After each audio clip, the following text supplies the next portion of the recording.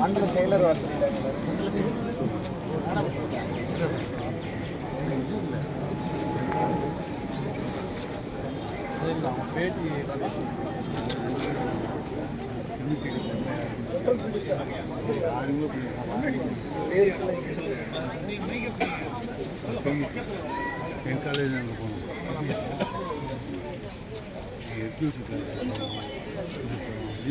Doctor Saravanan, பொதுச் செயலாளர், பல்கலைக்கழக ஆசிரியர் சங்கம், தமிழ்நாடு.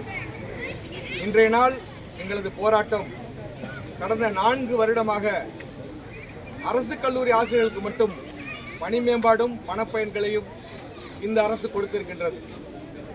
இதுவரை கடுமையான போராட்டங்கள் நடத்தியும் பலமுறை நேரில் முறையிட்டும் பல கடிதங்கள் வாயிலாக தெரிவித்தும் உயர்கல்வித்துறை அமைச்சரிடமும் தமிழக முதல்வரிடமும் உயர்கல்வித்துறை உள்ள அத்துணை அதிகாரிகளிடமும் கல்லூரி கல்வி இயக்குநரிடமும் இப்படி பல கட்ட நிகழ்வாக கடித போராட்டம் என்று பல நிகழ்வுகளை நாங்கள் நடத்தியிருக்கின்றோம்.